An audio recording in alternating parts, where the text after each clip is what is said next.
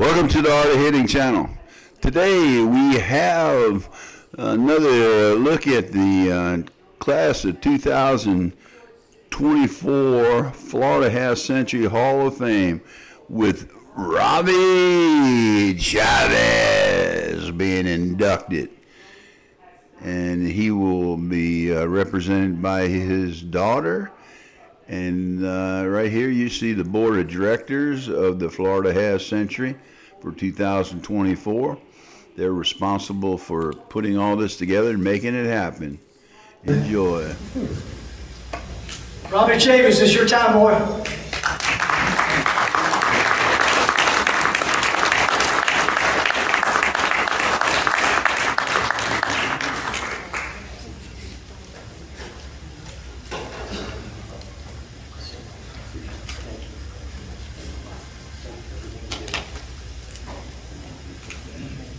My daughter's going to say something.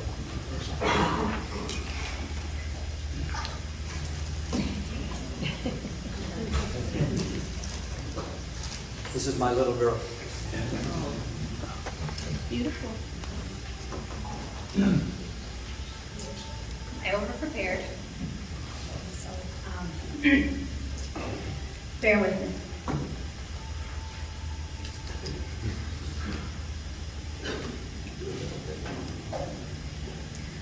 For all of us here this evening, I think we all know how impactful sports can be to one's own self, but also as a community.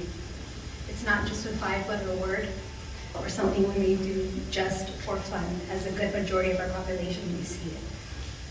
It goes deeper when you carry it with you year after year, growing, learning, and maintaining it just like relationships. So that brings us to our next inductee, who I proudly get to call my father.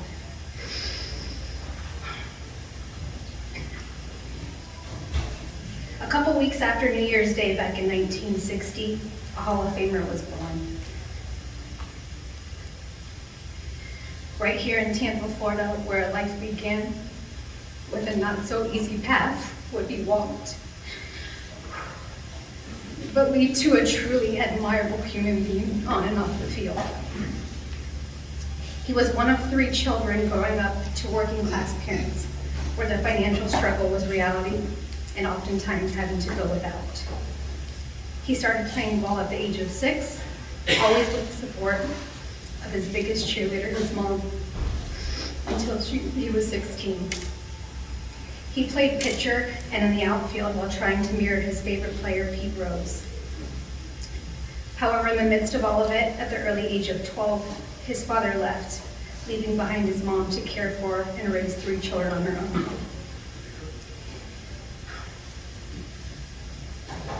He was internally tasked to step up and be the man of the family at such a young age to help take care of others while being a child himself.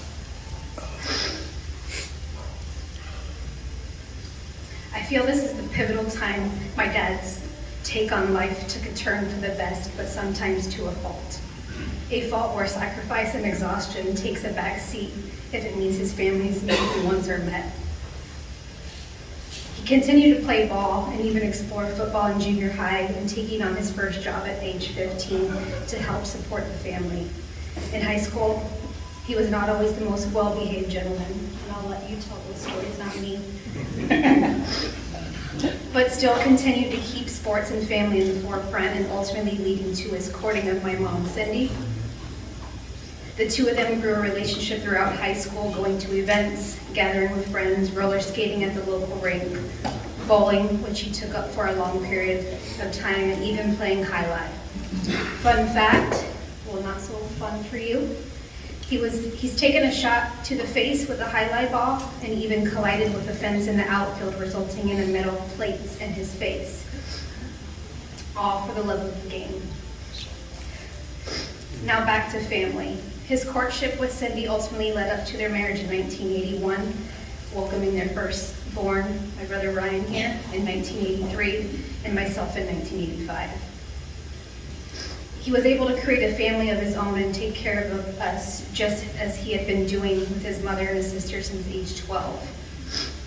But it was a birth of so much more and so much pride and passion.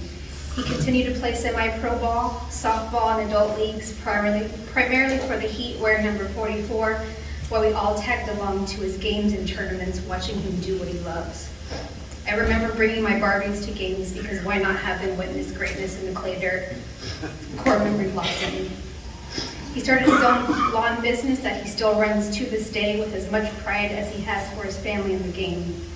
My dad created friendships along the way through his own leagues, my brother's leagues, and some that are lifelong to this day that we consider family. I remember my parents throwing parties at our property many times with softball and baseball crews, building irreplaceable memories. I miss those days for sure, but so glad I have them up here. Eventually, it came time to introduce the game to my brother at T-ball age at Luke's Little League. He coached him every single year through regular season, travel ball, AAU at North Tampa and Forest Hills, and into high school at Sickles until my brother graduated. Did it stop there? Absolutely not. When it comes to me, I started dance at the age of 3 until I moved on to cheerleading at age 11. I was part of a competitive team for years, traveling all over and even into high school. And guess who was always there? My dad. We would always count on him just to be there, whether it was practice, recitals, competitions, team parties, and even as far as working events such as Bucks games to raise money for travel. He continued to coach high school at Sickles and Gaither High, Pony League teams, taking them to 5 World Series and winning 4 of them. He even coached wood and bat leagues for college players on their off season. So did it stop there? Nope. He got back into softball himself, rekindling the love for the game, but also to keep in shape and stay young. You can't fight time, but you sure as hell can enjoy it while it lasts. You know, till this day, myself and many others ask ourselves, how does he keep going? Isn't he exhausted? The answer is many things, from passion, drive, fun, support, etc., but the real reason is love. He loves, and he loves hard. It goes back to those hard times when he was young and growing up sooner than he should. It goes back to his mother showing him the love and support regardless of what they went through and carrying them close. A true example of what a man who will move mountains for what he loves looks like. Someone you can call for almost anything and he make it happen. Again, to a fault, whereas others continue taking his helping hand and never repaying him the way he deserves. But that's just him. He'll say, you owe me nothing. Fast forward to sit back and think that in 2020, when COVID first struck and he went down hard, almost robbing us of his life. God was not finished with him. God knew one of his strongest soldiers was still needed here on earth to continue to play the game after he was well enough, to continue playing multiple days a week at games, practice, and tournaments with guys he values as more than just teammates, to calling each other after games, to shoot the shit, rehash what happened during games, or even what sounds like teenage girls on the phone. Yes. His softball fam means a lot to him, and I'm not sure where he would be without most of them. To get through that knee surgery he tried to put off for so long, did I mention he's stubborn? He is, I didn't. He deserves to be here.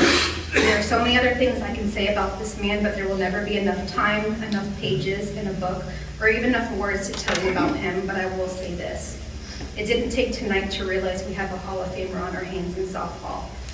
He's been a Hall of Famer for a long time in our eyes, and the prize is what beats inside his chest. So, without further ado, and not to continue to create a puddle of mush and tears, I have a huge honor of welcoming my dad to the 2024 Hall of Fame.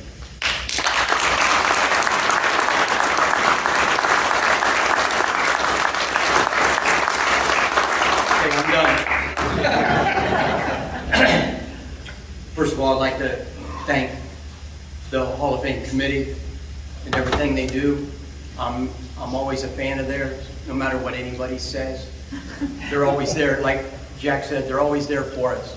You know what? And if it wasn't for them, if it wasn't for them taking our phone calls and stuff like that, we wouldn't have a league. We got one of the best leagues around in the United States. There's just so much competition.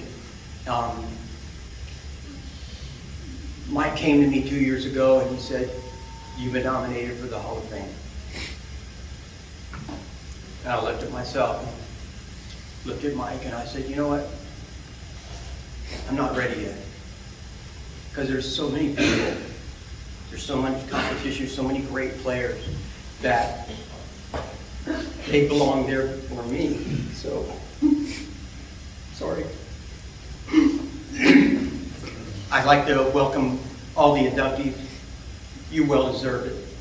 I know some of you I don't, but we all deserve it.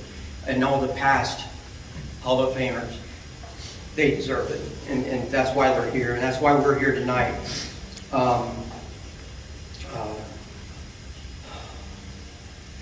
I'd like to thank my mom. I came home one day and I said, "Mom, I want to play baseball."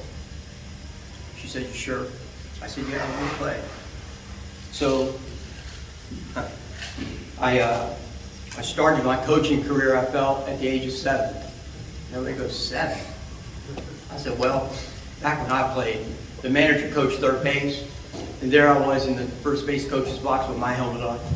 And I felt that was my start. So my mom was there for all my games. My dad was never there for me. I didn't have that fatherly figure to work out, take me, do batting practice with me, hit me balls or anything like that.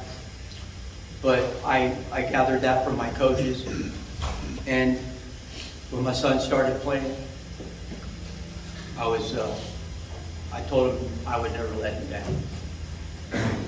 He took a lot of grief over the years, but as far as me on him about working out and stuff like that, I'm so proud to be their dad. My wife of 43 years, really 44, she's been there for me through thick and thin. We packed the kids in the car, we would go. Whether it was out of the state of Florida, whether it was in the state of Florida, we go. Pack the kids. My mom and my stepdad were always with us too. So, you know, it's just the love of the game. I started out coaching in youth baseball with my son, 10 years. Then I coached high school. At Sickles High School for 9 years, Chamberlain High School 10, and then Gaither was actually 11. I forgot about that.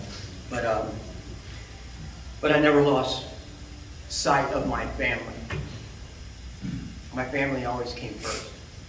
I took off for a little while so I could coach my son, and I wouldn't trade it for nothing. My daughter, whatever she needed, we made sure she got it. Support. We're all fortunate to be playing this game today because we started at such a young age ourselves, and we're still playing. Whether the injuries or not, you know, you play a tournament, 2 days later you're sore in hell, and you can't really move. You're barely getting out of bed because you're so sore. But yet we move on and we push on.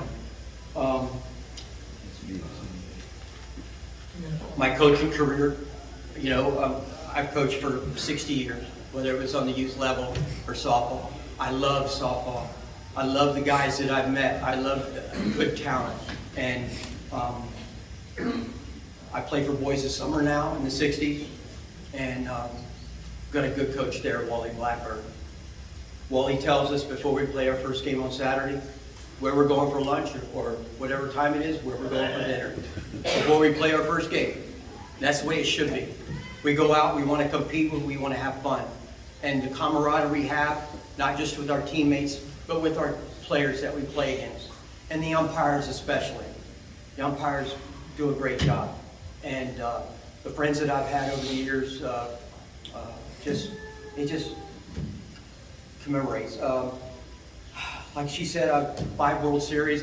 I did a lot for youth. I stayed in youth. Even when I played softball, I was still playing youth. We went to Lafayette, Louisiana. Indiana, Lafayette, Indiana. 5 World Series back to back. I don't take any credit for it because it was our kids. You know, you put them in the right position to excel, and that was it. 2 state titles here in Florida Half Century, the Florida Tree, or Florida Creative, sorry. I never was an MVP until I was with the Florida Half Century. We played in some little national tournaments outside, and played with Jerry Hancock, and Gap Sports, and never was an MVP until those 2 tournaments. But it was, all right, okay, all right, sorry. My daughter took up 8, sorry. But let me tell you this, let me end on this. She said my favorite player was P. Rose. But he was actually my son, Ryan. So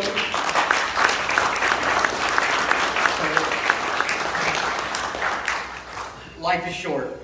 There are a lot of people that we meet, but what it means the most to me is the friendship you make and take along with you.